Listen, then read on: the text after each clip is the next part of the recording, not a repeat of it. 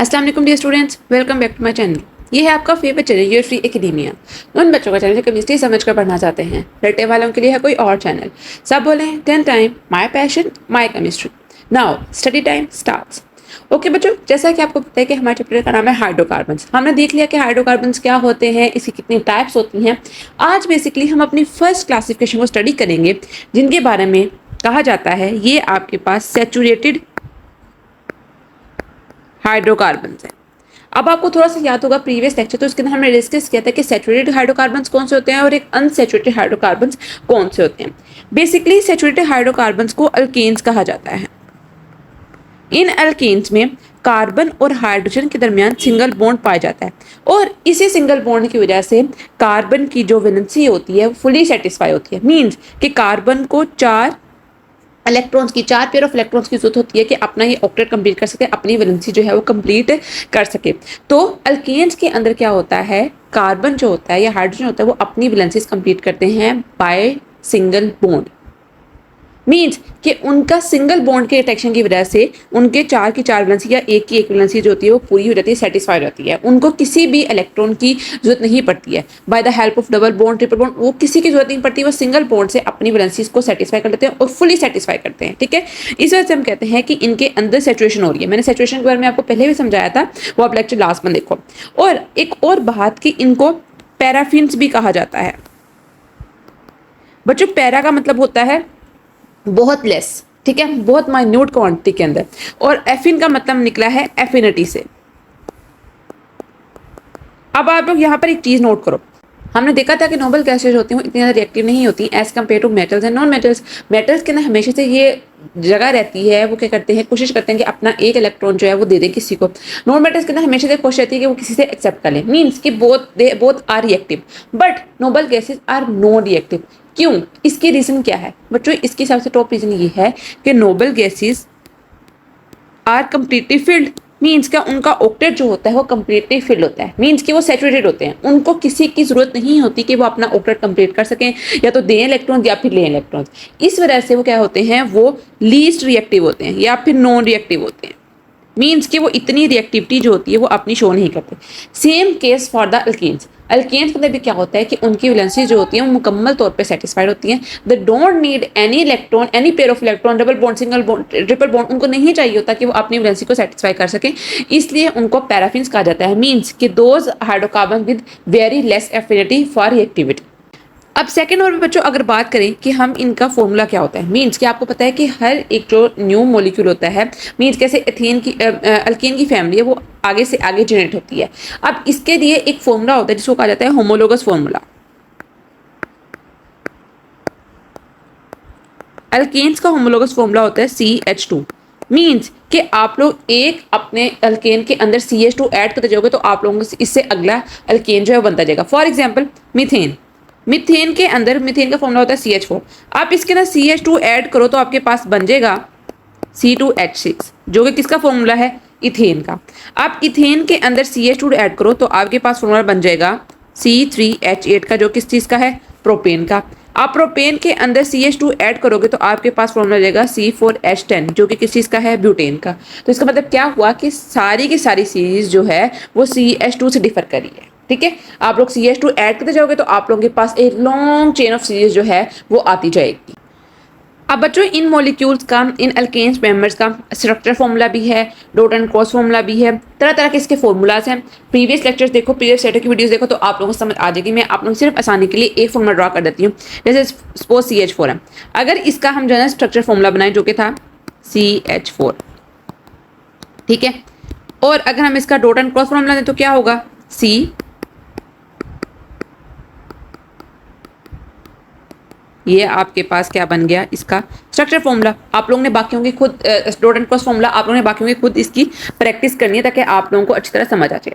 अब बच्चों आज का लास्ट टॉपिक हम डिस्कस करते हैं जो कि है सोर्सेज ऑफ अल्केन्स। हम देखते हैं कि अल्केन्स के सोर्सेज क्या क्या हैं। आप लोगों ने बहुत गौर सुना है, बहुत इंपॉर्टेंट टॉपिक है ये वाला।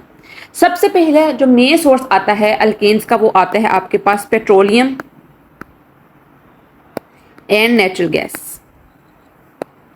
ये आपके पास मेन सोर्सेज हैं अल्केन्स के। इनके अंदर हाई क्वांटिटी के अंदर अल्केन्स जो होते हैं पाए जाते हैं, ठीक है। किसी भी तरह के मीथेन, इथेन, प्रोपेन, ब्यूटेन, हर तरह का अल्केन्स होता है वो पेट्रोलियम और नेचुरल गैस के अंदर पाया जाता है। उसके अलावा बहुत इंपॉर्टेंट, ऑयल डिस्टिलेशन से, ऑयल डिस्टिलेशन के अंदर भी आपके पास हाई क्वांटिटी ऑफ अल्केन्स होते हैं, प्रेजेंट होते हैं। आपने अक्सर देखा होगा कोल तार, ठीक है, जो आप लोग अक्सर सड़क वगैरह पे देखते हो, जो कि डाल होते हैं सड़क को अच्छा स्ट्रॉन्ग करने के लिए, उसके अंदर basically high quality of content जो होता है वो अल्केन्स का ही प्रेजेंट होता है। उसके अलावा नेचुरल गैस के अंदर बच्चों आपको ये पता होना चाहिए, बहुत जनरल एमसीक्यूज है, 85% ऑफ मीथेन प्रेजेंट होती है। ये जो आप हाउस होल्ड में यूज करते हैं कंबशन के लिए, 85% मीथेन प्रेजेंट होती है, क्योंकि मीथेन जो होती है वो बहुत जल्दी जो होती है वो बर्न होती है as compare to oxygen and carbon dioxide, ठीक है। तो मीथेन जो होती है वो 85% प्रेजेंट होती है नेचुरल गैस में, जो कि आप लोग घर में चूल्हे वगैरह जलाते हो, जिसके लिए 85% मीथेन नेसेसरी होती है। उसके अलावा बच्चों बहुत इंपॉर्टेंट है ये फ्रैक्शन डिस्टिलेशन ऑफ पेट्रोलियम से भी हासिल की जा सकती है।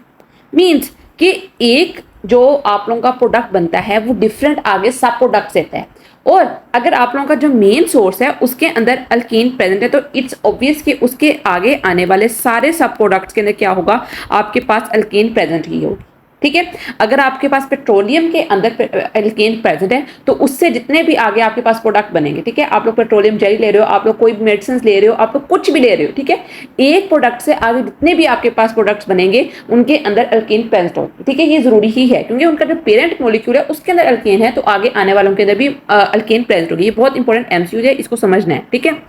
आगे उसके बाद आप लोग देखो मार्श गैस। मार्श गैस कौन सी होती है बच्चों?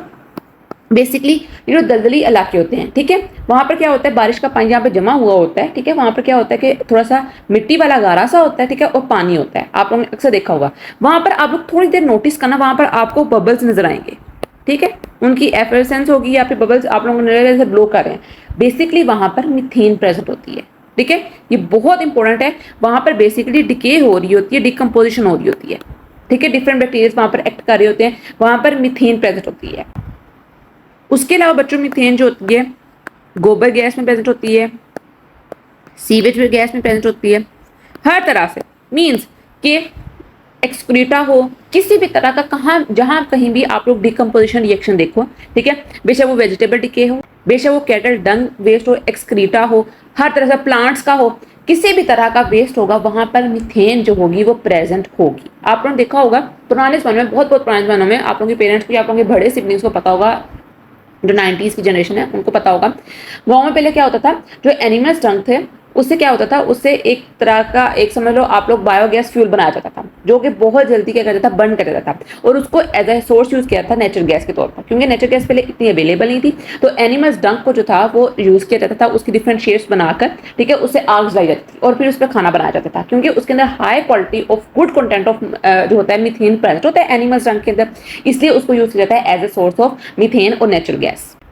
और आप लोगों को पता होना चाहिए कि सबसे लार्जेस्ट डिपॉजिट जो है अल्केन का कहाँ पर है बच्चों? इसका डिपॉजिट जो है वो है एस्फाल्ट लेक के अंदर, एस्फाल्ट लेक के अंदर। इसको पिच लेक भी कहा जाता है क्योंकि ये इतना गहरा और काला है, पिच लेक, ठीक है। टोबैगो एक एरिया है, वहां पर ये पाया जाता है, ठीक है। ये बहुत एक जनरल से एमसीक्यूज है। अब आप लोगों को ये पता होना चाहिए कि आप लोगों के पास नेचुरल गैस होती है, उसके अंदर 90 to 95% कंटेंट किस चीज़ का होता है, मीथेन का होता है। लेकिन इसका मतलब ये नहीं कि उसके अंदर दूसरे अल्केन्स नहीं होते, इथेन भी होती है, प्रोपेन भी होती है, ब्यूटेन भी होती है, मीन्स के डिफरेंट वराइटीज के अंदर होती है, लेकिन मोस्ट इंपॉर्टेंट कंटेंट होता है उसके अंदर किस चीज़ का होता है, वो मीथेन का होता है। एक बहुत इंपॉर्टेंट बात बच्चों आप लोगों को पता होना चाहिए कि सी वाटर्स के अंदर मीथेन जो होती है बिल्कुल प्रेजेंट नहीं होती, मीन्स कि इतने निग्लेजिबल अमाउंट में होती है कि हम उसको काउंट भी नहीं करते हैं। इसका एक बहुत इंपॉर्टेंट क्वेश्चन है, आप लोगों ने मुझे खुद बताना है कमेंट सेक्शन के अंदर कि मीथेन जो होती है वो सी वाटर के अंदर क्यों प्रेजेंट नहीं होती है। अल्केन्स जो होते हैं वो सी वाटर के अंदर बहुत कम क्वांटिटी के अंदर, स्पेसिफिकली मीथेन। आप लोगों ने कमेंट सेक्शन में इसका आंसर बताना है, इंशाल्लाह हम कल के लेक्चर में इसका आंसर डिस्कवर करेंगे कि why methane is not present in sea water, और if it is present it is in very negligible amount. तो ये था बेसिकली बच्चों आप लोगों का अल्केन्स के बारे में थोड़ा सा इंट्रोडक्शन और उसके सोर्सेज के बारे में। आई होप सो कि आप लोगों को समझ आया होगा कि अल्केन्स किस तरह बनते हैं, इनके सोर्सेज क्या क्या हैं। कल इंशाअल्लाह हम इसके कुछ रिएक्शन स्टार्ट करेंगे जिसके नाम देखेंगे कि हम किस तरह सिंथेटिकली कमर्शियली हम अल्केन्स को अपने इंडस्ट्री के अंदर प्रिपेयर कर सकते हैं। ठीक है बच्चों, आज के लिए इतना ही। कल मिलता है एक नई अच्छी एक्साइटिंग वीडियो से, तब तक के लिए फी अमानिल्लाह। We'll be right back.